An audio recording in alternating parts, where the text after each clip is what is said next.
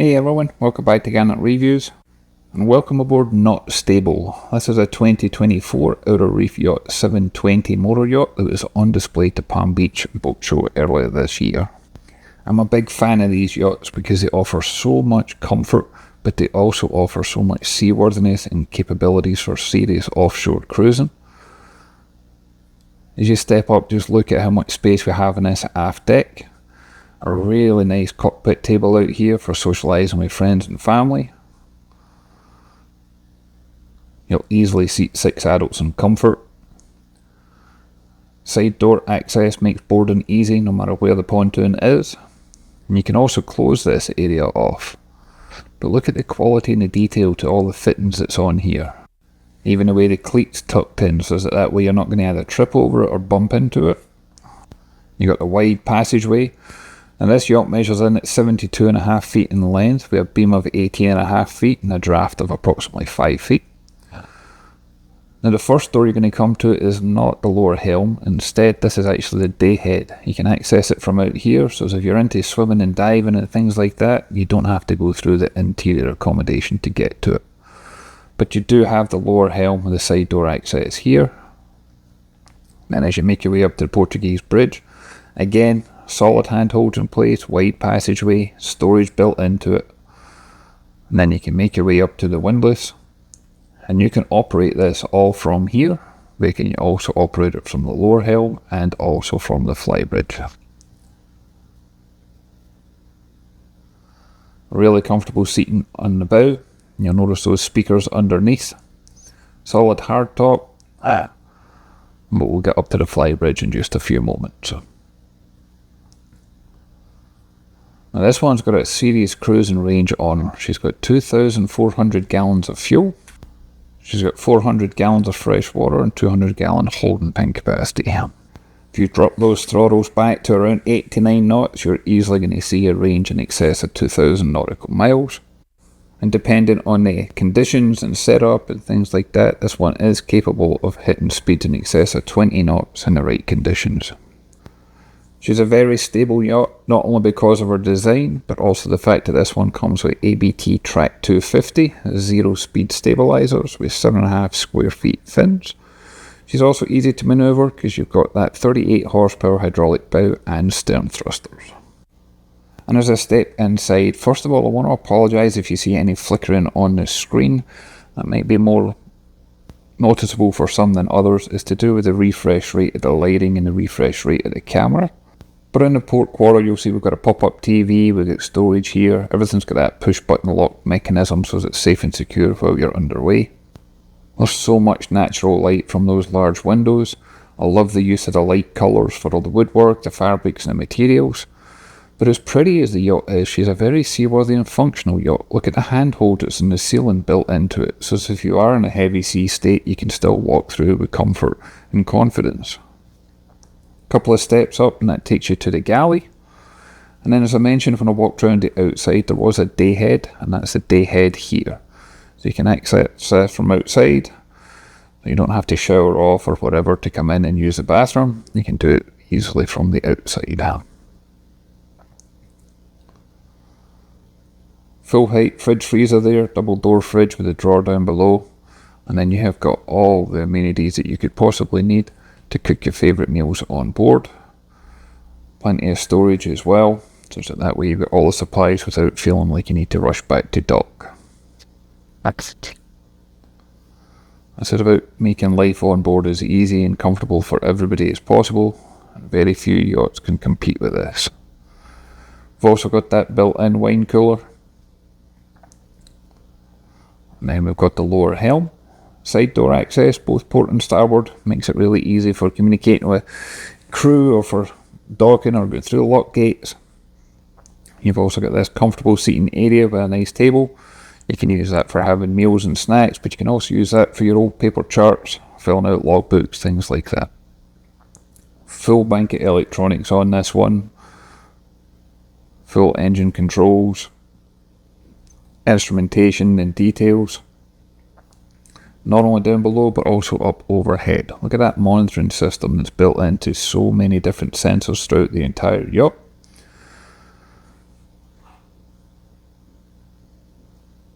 And you're going to be looking at all with multifunction displays, the autopilot, forward-looking infrared system. I think that's a tremendous system. If I could have a yacht like this, I'd definitely have that on board. But this one's also got the yacht controller. You wear that lanyard around your neck and you can operate the engines, the bow thruster, the stern thruster and the windlass from anywhere on board.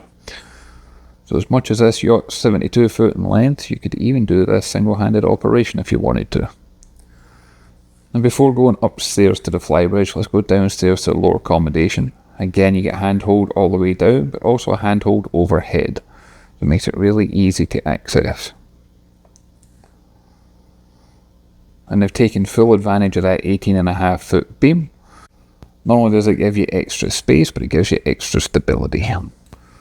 Full laundry facilities on board, both a washer and dryer. There is a door you can close this off if you don't want to see this. But check out the owner's stateroom.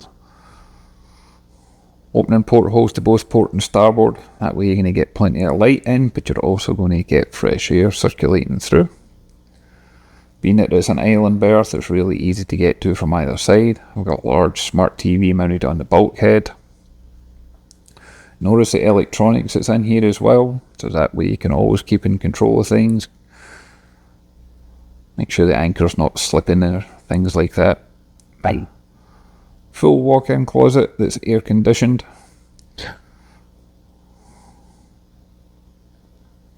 You'll notice the ventilation on the door as well. Push button open on all the lockers, drawers and cabinets.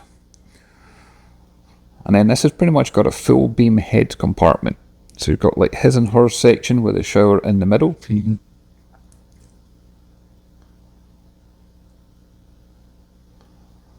Plenty of headroom and plenty of space to use and enjoy that shower.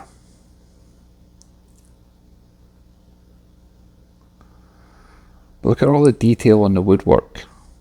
Look at all the markings that's on the wood, the way that everything lines up perfectly. There's a lot of attention to detail and quality control that goes into these yachts when they're built.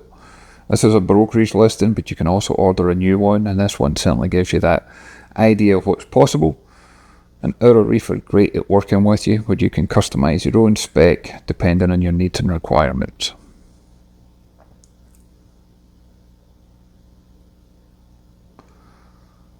And then as we start to make our way through, we head down the passageway. You've got a guest cabin on the side. This one could easily sleep 3. That bottom bunk is a double berth.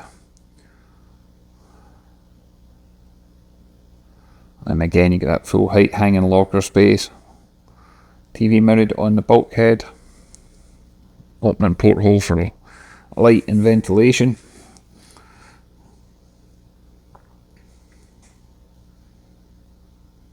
Everything closes firmly and securely. This one is ensuite with a separate toilet and shower, and if you notice that shower's got the seat molded into the fiberglass. And then making our way down the passageway again, that takes you to the VIP stateroom on the bow. I like all the courtesy lights that's on this cabin. I like the way it's all illuminated. You do also have those opening portholes to the side. You get a hatch overhead. Plenty of storage, especially with those shelves. And those shelves have got a solid lip to them, so nothing's going to fall off when the boat's underway. Ensuite with a separate toilet and shower. And again the seat molded into the fiberglass.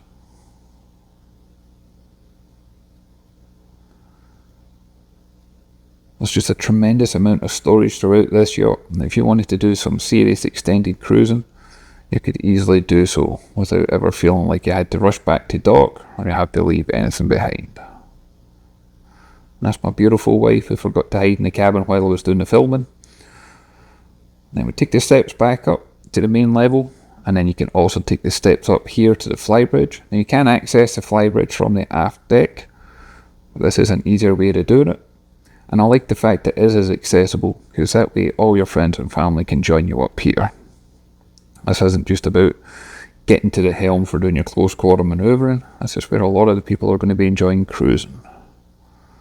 So the front half has got this solid hard top. If you wanted to, you could have this fully enclosed with canopy enclosures. Very comfortable seating with the tables on either side. And then you've got a full bank of electronics up here. You might not have as much as you got down below, but you've still got everything you could possibly need for cruising. And then just look at the visibility that's up here, as well as just the amount of space in general. You've got seating in the forward section under the hardtop. You've got sun loungers out the back. You've got storage and refrigeration out here on the port side. You've got an outdoor grilling setup out here. Got the high field sports tender. There's the steps that lead down to the aft deck. Life raft in place. There's that grilling station I mentioned. Everything you could possibly need. There's storage underneath those seats. And then at the helm seat, as you notice here, we've got your engine instrumentation, your searchlight controls, forward-looking infrared cameras, bow and stern thrusters, your AIS, your twin Garmin multifunction displays, and then just perfect visibility. Out of curiosity, leave a comment down below. Would you cruise from the lower helm, or would you cruise from up here if this was your yacht? I'd love to know what your thoughts are. And then at the entrance to the lower accommodation, this takes you down into what would be the crew cabin and also the engine room, but you can access this also from the bathing platform. But even down here, you get plenty of headroom, plenty of ventilation, plenty of air conditioning. You get this little workshop area, which I always think is great on yachts. It's designed for serious cruising. You never know what sort of repairs or maintenance you need to do underway. TV mounted up on the bulkhead, opening porthole again, hanging locker space. And then even in here, you still got the separate toilet and shower in the heads compartment. Nice.